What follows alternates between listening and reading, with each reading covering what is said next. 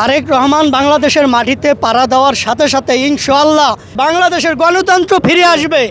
বাংলাদেশের নিরীহ যে গরিব আছে, দিনমজুরি লোকগুলি আছে, তারা দিনে দরজা মেলা দিয়ে বাড়িতে বাড়িতে ঘুমাইতে পারবো।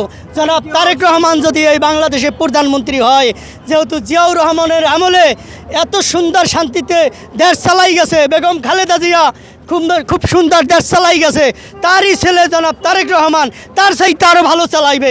এটাই হইলে আমাদের টার্গেট, ভবিষ্যৎ। আমি এসেছি জনাব তারেক রহমান 25 তারিখে বাংলাদেশের মাটিতে আসতেছে। সারা বাংলাদেশের মানুষ পাগলের মতো হয়ে আছে কখন নেতায় বাংলাদেশের মাটিতে নামবে আর এই মানুষ ঢাকায় আসবে, তার একটু এক নজর দেখব। সেই জন্য এই অপেক্ষায় মানুষ আছে। আমি এই জন্যই এই পটুয়াখালীর থেকে এখানে এসেছি, শুধু আমার এই নেতার এক নজর দেখার জন্যে, তার সাথে একটু সাক্ষাৎ নেওয়ার জন্যে। আমার অন্য কোনো চাওয়া পাওয়া নাই, কোনো পদ পজিশনের প্রয়োজন নাই। আমার প্রয়োজন একটাই, নেতা মাঠে আসবে, রাজপথে থাকবো, এই বাংলাদেশে আগামীতে প্রধানমন্ত্রী হবে। এটাই হইলে আমার চাওয়া পাওয়া, অন্য কোনো চাওয়া পাওয়া নেই। বাংলাদেশের গণতন্ত্র ফিরে আসবে। বাংলাদেশের নিরীহ যে গরিব আছে, দিনমজুরি লোকগুলি আছে, তারা দিনে দরজা মেলা দিয়ে বাড়িতে বাড়িতে ঘুমাইতে পারবো। জনাব তারেক রহমান যদি এই বাংলাদেশের প্রধানমন্ত্রী হয়, যেহেতু জিয়াউর রহমানের আমলে এত সুন্দর শান্তিতে দেশ চালাই গেছে, বেগম খালেদা জিয়া খুব সুন্দর দেশ চালাই গেছে, তারই ছেলে জনাব তারেক রহমান তার চাইতে আরও ভালো চালাইবে। এটাই হইলে আমাদের টার্গেট, ভবিষ্যৎ।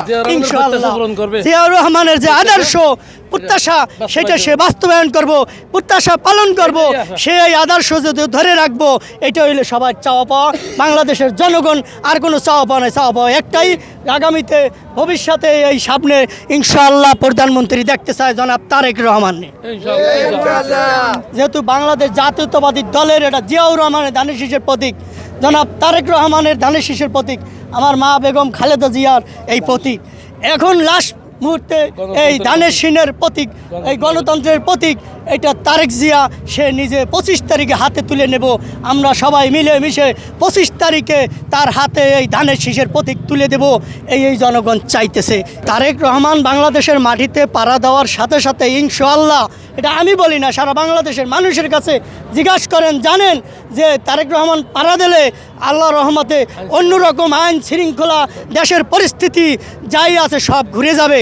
সামনে মানুষে চায় একটা ভোট দেব। এই 17-18 বছরে মানুষে কিন্তু ভোট দিতে পারে নাই, রাইতে ভোট হয়েছে, রাইতে, দিনে ভোট দিতে পারে নাই।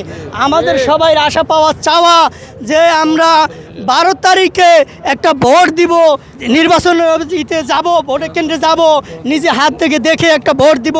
সেই ভোটে যে বাংলাদেশের গণতন্ত্রে নিয়ে আসবে তাকেই প্রধানমন্ত্রী বানানো হবে। এটাই হলো আমাদের চাওয়া পাওয়া, অন্য কোনো চাওয়া পাওয়া।